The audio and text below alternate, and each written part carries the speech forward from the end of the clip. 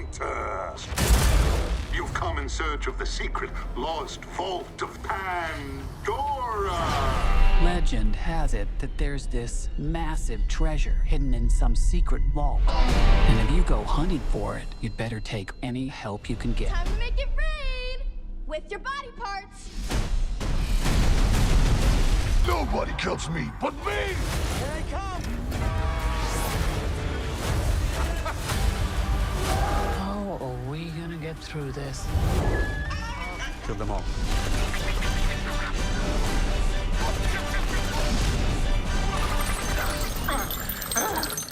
What? I'm expelling the excess lead. I can't go if you're looking at me. Actually, scrap that. I can. I really can. God! Why would you do that, dude? Because poop is funny.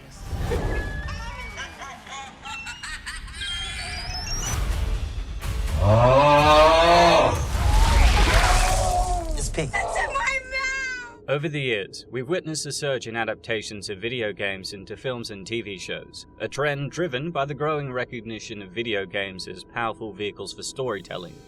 Despite the potential for rich, expansive narratives, with the exception of a few adaptations like The Last of Us and Arcane, most of these have been awful. Stay out of your brother for me, will you? You first. When the game is over, the king and the pawn go back into the same box. We work in the darkness to serve the light. We are assassins. Games are immersive experiences that often rely on player agency and interaction to drive the narrative forward. This intrinsic element of gameplay does not directly translate to passive viewing experiences such as films and television. Many adaptations also suffer from what can be best described as a surface-level understanding of the source material they aim to bring to life. In addition to this, games tend to feature complex characters who players spend hours with, developing a deep emotional connection. This depth is frequently lost in translation when character development is sacrificed for plot or action sequences. Of course, it can't be forgotten how the commercial aspects of filmmaking play a major role in the substandard quality. Studios prioritize potential box office earnings over artistic integrity, leading to rushed productions and underdeveloped scripts. The focus on recognizable titles for guaranteed audience pool often result in adaptations that do not realize the original game's vision, functioning merely as cash grabs. A successful adaptation requires a deep understanding of the original game's essence, a respect for its mechanics, story, and emotional beats. It also necessitates a willingness to reimagine these elements in a way that respects the original, while making the most of the new medium's strengths. The recently released Borderlands movie by Eli Roth, based on the popular video game series of the same name, has finally hit theaters, but unfortunately, it falls victim to the same pitfalls that have plagued many adaptations before it.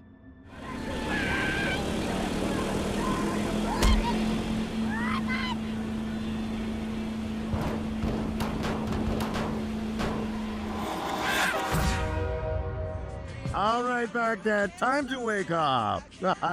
It's a beautiful day, full of opportunity.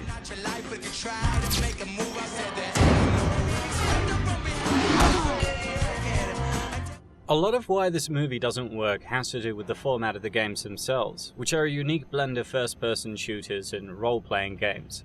Referred to as looter shooters, they're characterized by their fast-paced combat, extensive weapon customization, and a vast open world filled with enemies, loot, and quests. Players choose from a variety of vault hunters, each with distinct abilities and skill trees, and embark on missions across the chaotic planet of Pandora. The gameplay is driven by a cycle of combat, exploration, and looting, where players continuously upgrade their gear and abilities to face increasingly tougher challenges.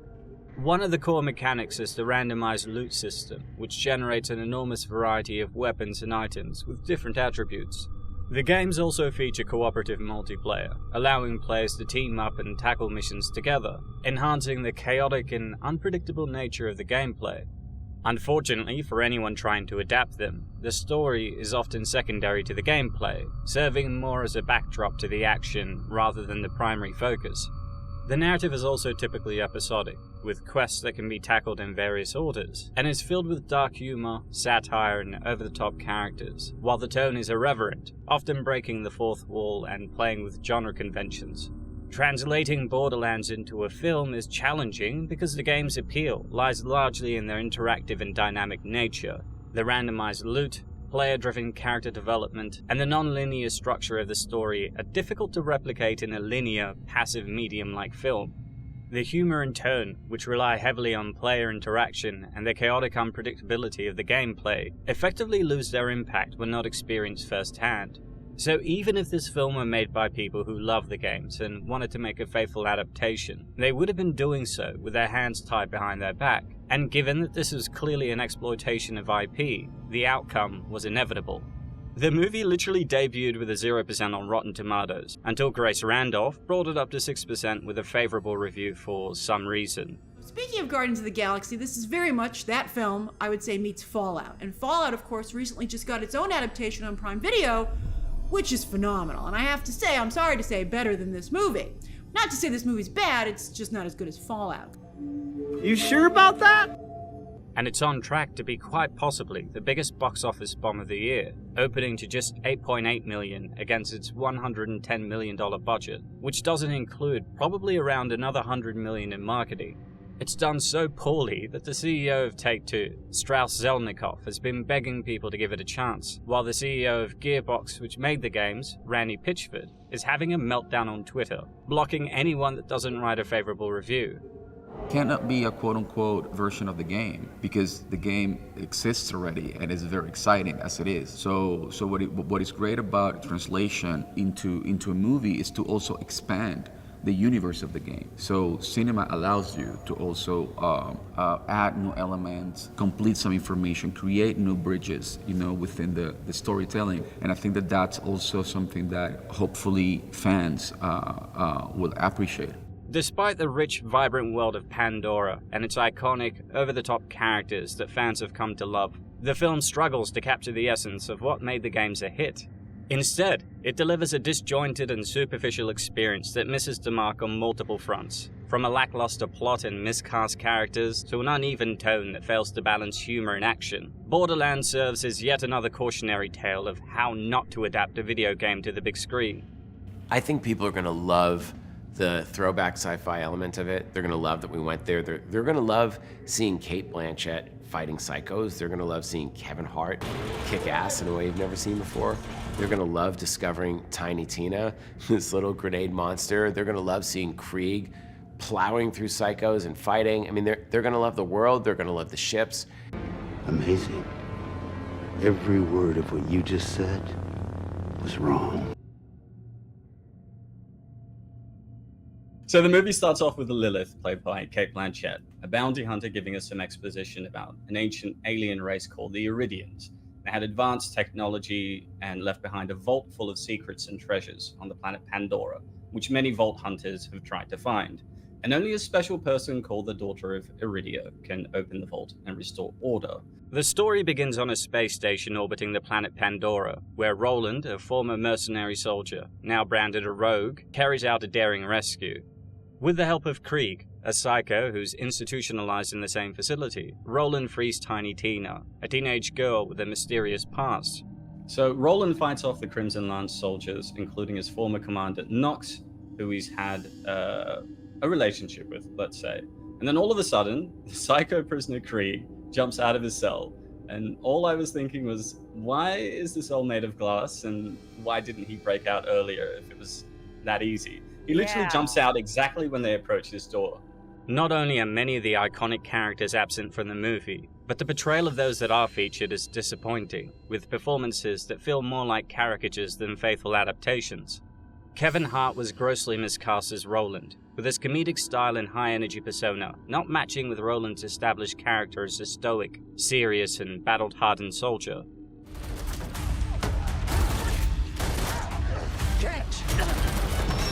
What did I tell you? Minimal explosion! I said no explosion! Roland is known for his calm, disciplined demeanor and strong leadership qualities, but Hart's portrayal leaned more towards humor and lacked the gravitas necessary for the role. And I said, what this gives me the opportunity to do is have a complete shock factor. And here's the crazy part, not for myself, for the audience, because I know what I'm capable of doing. And what I'm capable of doing is over-preparing. This misalignment not only made the character feel inconsistent and unconvincing, but also undermined the seriousness and emotional depth that Roland's character required.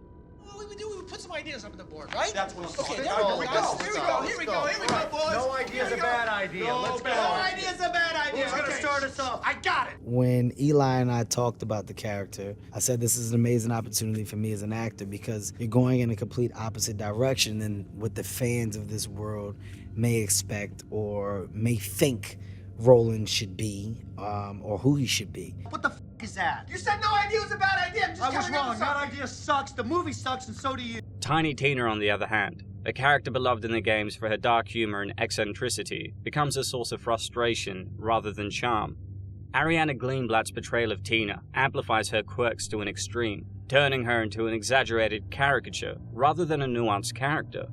Do you know how many people have died looking for this vault? We have something they don't, baby girl. Major issues. Time to make it rain with your body parts. Her relentless energy and over-the-top behavior, which might work in small doses, become grating when given too much screen time, without the balance of the more vulnerable and complex aspects of her personality that are present in the games.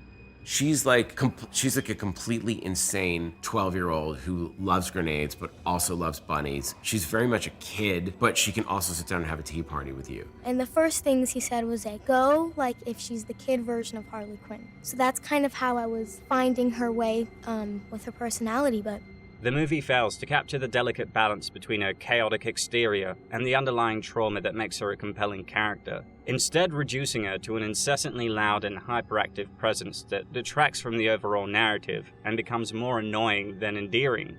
Meanwhile, on the planet Promethea, Lilith, a seasoned bounty hunter, is approached by Atlas, a powerful corporate magnate with vast influence and resources. He convinces Lilith to take on a mission to rescue Tiny Tina, who he reveals is his daughter. Though initially reluctant, Lilith accepts the job, driven by the promise of a substantial reward. A fan-favorite siren known for her fiery attitude and badassery, Lilith is portrayed by Cate Blanchett in a way that feels flat and uninspired.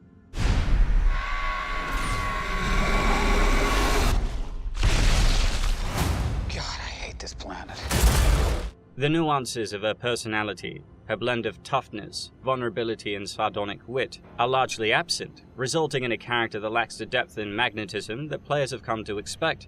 I knew nothing. So the whole process of embarking on Borderlands has been a process of discovery. And then, of course, I went online and it just exploded. And I realized it was sort of the king or queen of the looter shooter games. Even the villains, who should be menacing and memorable, suffer from lackluster characterization. Atlas, who I think is modeled after Handsome Jack from the games, is reduced to a one-dimensional villain, lacking the cunning, charm, and moral ambiguity that made Jack such a compelling figure in the games. You tell me why you look like you headbutted a belt sander, and I'll let all you go right now. My husband gave me a skag pearl ring. The pearl released hunger-inducing pheromones. Oh, you know what? I am so sorry. I just, forgive me. Where's your husband now? He's dead. That is a heartbreaker.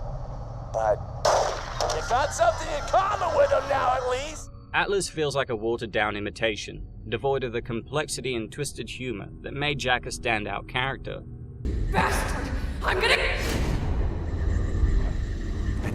Language. Lilith eventually returns to Pandora, her home planet, which she hasn't visited since she was a child. There, she encounters Claptrap, a quirky and overly enthusiastic robot mysteriously programmed to wait for her. Together, they embark on the mission to locate and rescue Tina, unaware of the deeper, more dangerous implication of their quest. Yeah, so not only did she get a free ride, but she gets the ride to, which happens to be the one place where Claptrap, who it's later explained is programmed to help her and only her, is located. He was programmed like 36 years ago, I think we find out. So this was just coincidence stacked up upon coincidence 15 minutes into the film. It's important to set the standard that you can expect for the rest of the movie, which is also coincidence upon coincidence. Oh, hey there, it's Lilith. I'm the leader and stuff. God, I hate this planet. Tread lightly, bucko. I am violent by nature. Claptrap, the wisecracking, often annoying robot sidekick, is another casualty here.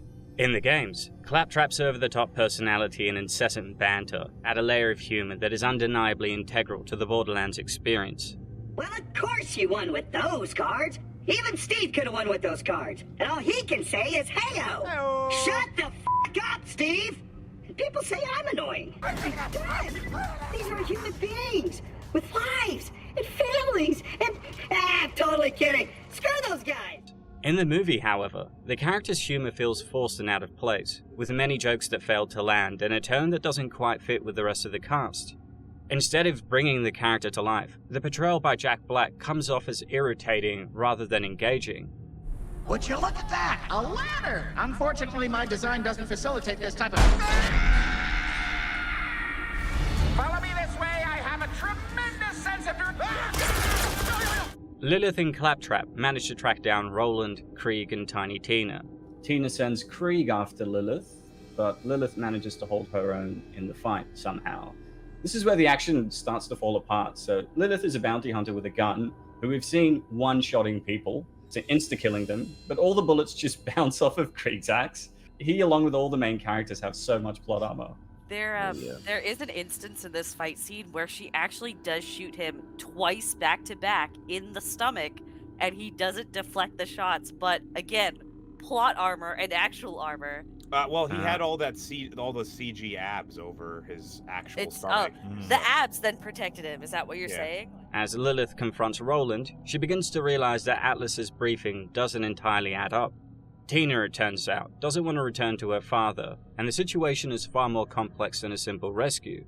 You see, Tina is an Iridian, a member of the ancient race that once inhabited Pandora, and she holds the key to unlocking the Vault, a legendary structure believed to contain the secrets and powers of the Iridians. It's also revealed that she was created by Atlas, using blood found on ancient Iridian technology, with the group then attacked by Atlas's private army, who have been sent to retrieve Tina at any cost. Lilith decides to switch sides, teaming up with Roland, Krieg, and Tina. It also becomes clear that Atlas is after more than just Tina. He seeks the power of the Vault itself. One of the most glaring issues that becomes noticeable here, apart from the invulnerability of the main characters, is the movie's failure to effectively translate the rich world of Pandora to the big screen. Instead of delivering a faithful adaptation, Borderlands rushes through a generic story that haphazardly combines elements and characters from all the games, resulting in an overstuffed and muddled narrative. It's like a speedrun without taking the time to explore the universe or engage with the deeper aspects of the story or lore. So soon, Nox and the Crimson Lance soldiers who work for Atlas arrive to take Tina. Luckily, Roland shows up in a vehicle and takes Lilith, Tina, Krieg, and Claptrap as they're pursued by the Crimson Lance. Despite the overwhelming number of soldiers, their weapons, and air superiority, they manage to evade them. And once again, you never feel as though the characters are in any real danger. Also, Tiny Tina is described as being precious cargo, but Nox tells her men that they're to go weapons free, and they fire at them with no regard for her safety. It's such a dumb chase sequence. You should see my notes.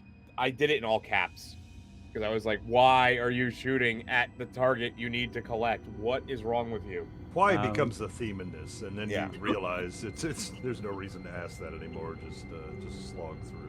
Not for me. I didn't see this movie because I feel like I'm the only smart person that saved his money and stayed home. I have passes. Yeah, what are you getting paid? Oh, wow.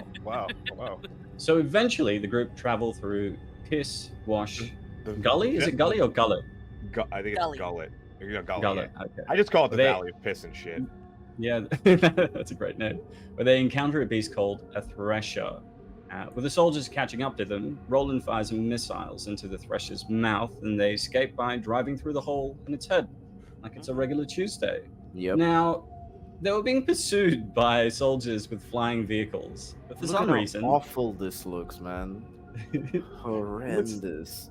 Yeah, the CGI does look atrocious. Yeah, but... it kind of looks like it's just colored previs, you know? Mm-hmm. This Not even the lineup final render. this lineup makes no sense too. Why are the trucks at the edge of the cliff? Now they all have to back up and maneuver around each other to get back down for the actual chase scene. So this shot is just silly. Yeah, if you take away the flying platforms, it looks like a Jeep commercial. Yeah. But what confused me more is that they have flying vehicles, but they just give up on the chase. despite you know, the importance of the mission. So while fixing a flat tire on their car, Lilith finds out that Tina is the daughter of Iridia, the one who can open the vault. Even though Lilith is initially hesitant, she decides to join the group because Atlas is now after all of them. They already have one key in the form of Tina needed to open the vault, but Roland suggests that they talk to a friend that Lilith happens to know. Wearing holographic masks, they head to a bar in Sanctuary City owned by Mad Moxie, played by Gina Gershon, who used to know Lilith's mother. But while at the bar, a Crimson Lance soldier named Larry, played by Bobby Lee, recognizes Roland. Now, there are wanted signs everywhere, and they're in a bar filled with random people, but Roland and the others think it's a good idea to take their mask off. Yep. And nobody else spots them, despite there being like a $150,000 bounty. Yep.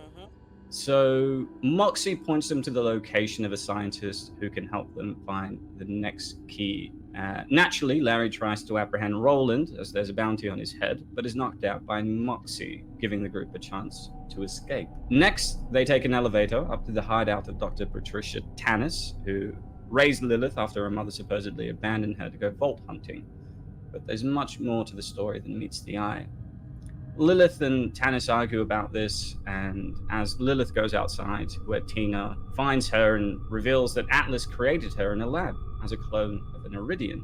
Unfortunately for the group, Claptrap decides to walk around the city like a retard, despite there being wanted signs of all of them, and catches the attention of the mercenaries who begin to hunt them down. Luckily, the soldiers are pretty incompetent.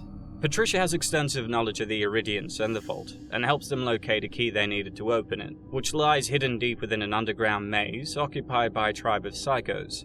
Heading through the maze, the group stumble upon the key and bring it to the surface, while Roland sacrifices himself. But not really, because he ends up being fine somehow.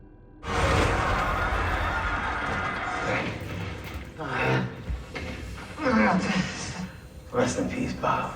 I'm not sure if this was due to like a deleted scene or reshoots, but we then cut to Roland getting up, somehow having defeated all the bandits that were on top of him. It was so jarring. Did y'all catch that? I did, and I just chalked it up to black girl magic. Okay. And the most jarring thing to me is that the head of the bunny is fine. It was stuffed full of dynamite, the bunny, and the head is just fine. It quickly becomes apparent that Borderlands is a mashup of genre tropes and stereotypes that fails to either be amusing or thrilling. The screenplay, credited to both Eli Roth and Joe Crombie, is a collection of cliched dialogue and tired plot devices. Characters say lines like, "I'm getting too old for this shit," to "Maybe got off on the wrong foot," making the dialogue feel like it was pulled from a bag of stock action movie phrases. In the games, Pandora is a character in itself, an unforgiving, lawless wasteland, brimming with eccentric personalities, dangerous creatures, and a darkly comedic tone that sets it apart from other post-apocalyptic settings. The movie, however, presents a watered-down version of this vibrant universe, stripping it of its unique identity. The depiction of Pandora feels like a generic backdrop, devoid of the intricate details and wild energy that made the game world so engaging. The gritty, colourful aesthetic of the games is reduced to a bland and uninspired visual style that fails to evoke the same sense of adventure or danger. The environments, from desolate wastelands to makeshift bandit camps, lack the distinctiveness that fans of the series have come to expect, coming across as merely lifeless and unmemorable. Moreover, the narrative approach does little to immerse viewers in the lore of the Borderlands universe. Instead of delving into the complex history of Pandora, the characters, or exploring its myriad factions and conflicts, the plot skims over these elements, offering only a superficial glance at what made the world so compelling. The result is a story that feels detached and unengaging, leaving fans of the games disappointed and newcomers bewildered by the film's lack of depth. As the team prepare to head to the vault, Atlas tries to manipulate Lilith into handing over Tina, and realizing the true extent of his deceit, she severs contact with him. However, he responds by sending a drone with a holographic projection of himself to issue an ultimatum. He wants Tina, and is willing to go to any lengths to get her back. Tina overhears part of the conversation and mistakenly believes that Lilith has betrayed them. In a fit of anger and fear, she throws a grenade at Lilith, leaving her for dead. Distraught and confused, the rest of the team decide to leave without Lilith and Claptrap, continuing their mission to find and open the vault. They arrive at the location, only to find that Atlas has somehow beaten them there, despite him not having a map like they do. He demands that Tina open the vault, threatening to kill them all if she refused. However, when she tries to open it, nothing happens. At this crucial moment, Lilith reappears, having recovered from the attack.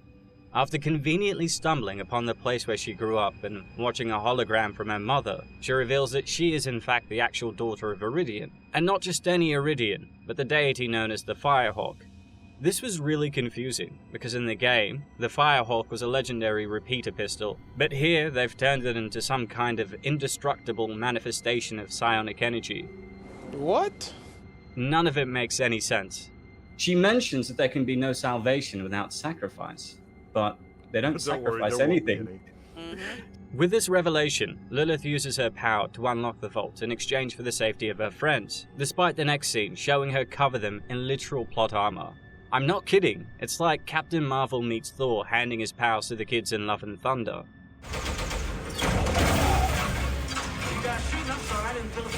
As the two groups fight and the vault door opens, Atlas eagerly anticipates the power within, but Lilith has other plans. She traps him inside the vault, where a monstrous creature emerges and drags him away, sealing his fate. Lilith, now fully aware of her heritage and power, stands as a protector of Pandora, with Roland, Krieg, Tina, and Claptrap by her side. Turns out the real Firehawk are the friends they made along the way. That, I think, is what peace sounds like. So the film ends with Pandora celebrating with fireworks for some reason, as the group watch from a distance. Now, the opening of the film, I don't know if you guys caught on to this, but the opening mentioned a prophecy about the daughter of Iridians restoring order. But Lilith didn't restore shit. There are still violent gangs and psychos everywhere. It's a celebration that is not earned. This, in fact, is confirmed when Lilith shows off her fire wings at the very end and tells us that even though Pandora is still a very dangerous place, it's her home. So the entire movie amounted to nothing. Which is an odd line. Oh yeah, it's an odd line too because, sorry, she says like, this shithole, I hate, like, God, I hate this planet. But there is never ever a single instance where the planet, like, she changes her mind about the planet, but you can say the same about it could have even been like a line. All it had to do was be a line where I'll just make it up on the spot. It could have been something like, why are you defending this shithole? Well, it's my shithole, is all she had to say. Yeah. And it would have at least been able to explain this. And they were 100% just like, hey, do you remember the end of Return of the Jedi? Let's just do that. That's basically what this scene is. It's just, let's have fireworks and a celebration, but it's unearned. Do we at least get Ewoks dancing or something? That would be. No. But, there's one Ewok there. It's Kevin Hart. Kevin Hart. Yeah, but he's not yum nubbin, so. To be fair, I mean, Lilith has grown back her jacket now. I mean, that's kind of a win. Yeah. That's pretty impressive. Yeah. I mean, she has that, however much the giant check was, she just can buy a bunch of those jackets. That's all she does. She just buys the jacket. That's why she has to do the bounties all the time. She just keeps losing her jacket. Yeah. The movie attempts to adapt the disordered and vibrant world of Pandora, but the execution is hampered by underdeveloped characters, uneven pacing, unbelievable amounts of plot armor, and a failure to fully explore the rich potential of the Borderlands universe. Directing Borderlands, luckily I had the creators to take me through the game in years and years of Borderlands lore. The characters form this strange, dysfunctional family. We had to really get some education and backstory. The shallow portrayal of Pandora not only alienates fans, but also undermines the film's ability to establish a cohesive tone. The game's expertly balanced dark humor with intense action, creating a distinctive atmosphere that is both irreverent and thrilling. The movie, however, struggles to find this balance. Moments that should be tense or exciting are undercut by misplaced humor, while attempts at satire fall flat, resulting in a disjointed and muddled narrative that never quite finds its footing. The plot is a simple, yet often confusing attempt to rip off the Guardians of the Galaxy without the humor, intelligence, or heart. The movie has a sense of humor. It's fun. I didn't want to make a movie that was bleak and depressing and this kind of a film that was absent of hope. I wanted a movie that you just feel great at the end of it. It introduces numerous characters, subplots, and lore elements, incorrectly I might add, and fails to develop them in any meaningful way. The lack of clear character motivations, coupled with a weak antagonist and an unsatisfying climax, left me with more questions than answers. The video games are known for their quirky, fast-paced narratives that combine action, humor, and a little bit of madness to create an engaging story. Rather than weaving a coherent tale that captures the essence of Pandora's lawless world and its inhabitants, the film instead offers a series of loosely connected scenes that feel more like a collection of random events than a well-crafted story. Honestly, the characters just meander from one set piece to another, without any real sense of purpose or direction. Another significant issue is the film's pacing. In trying to cover too much ground, the movie rushed through important plot points and character development moments, leaving little time for audiences to fully absorb or care about what's happening. Key moments that should resonate emotionally or drive the story forward are glossed over, resulting in a narrative that feels shallow and unsatisfying. Additionally, the attempts to include fan-favorite elements from the game, such as vault hunting, legendary weapons, and the infamous vault itself, are handled clumsily. Instead of being integral to the plot, these elements are shoehorned in as mere references or visual gags. As a result, what should have been exciting nods to the source material end up feeling like empty fan service. The Borderlands games are characterized by their bold, comic book-inspired visuals, with sharp contrasts, exaggerated designs, and a color palette that pops off the screen. This style is more than just an aesthetic choice. It's a key part of the game's identity, amplifying the over-the-top action and irreverent humor. Despite some moments of visual flair, the film ultimately struggles to bring the wild and vibrant world of Pandora to life in a way that feels authentic and engaging. Moreover, the film's reliance on CGI for many of its visual effects feels excessive and often poorly executed. Everyone is pushing each other in the best possible way. Everyone's working together as a team, and you see it. You are in Borderlands. You're completely immersed in it. There's no green screen, there's no wires. These are the actors really doing this. Stunt people taking hits and falls, everyone getting rocked, everyone getting slammed into crates, everyone jumping and shooting, and it's breathtaking. Instead of enhancing the world, the heavy use of CGI frequently undermines it, creating a disconnect between the characters and their surroundings, making the film's visual experience feel artificial and hollow. The environments, which in the games are sprawling, intricate, and full of life, appear flat and uninspired on the big screen. Rather than capturing the expansive, unpredictable wilderness of Pandora, the film's setting feels like a generic sci-fi backdrop that could belong to any post-apocalyptic world.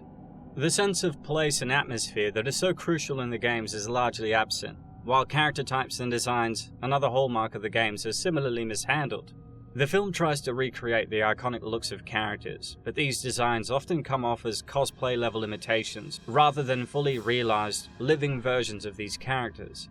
Even the action sequences, which should be a highlight of an adaptation, fail to deliver the kinetic energy and spectacle we expect.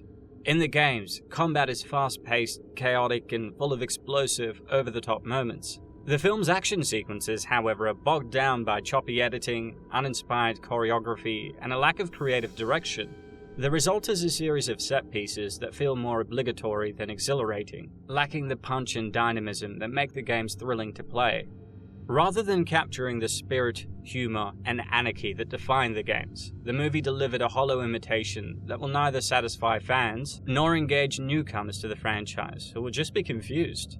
The film is just a soulless attempt to exploit the Borderlands intellectual property for its commercial potential, rather than a project born out of genuine love for the source material.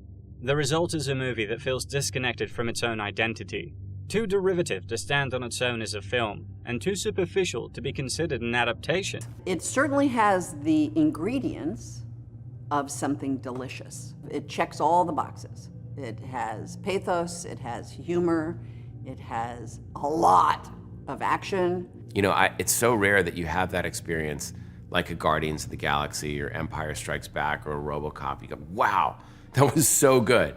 Either whatever you expected it was going to be, it just completely blew you away on every level. And that's what I want. I want people to go, that is the best time I've had in a movie theater in years. That was worth the wait.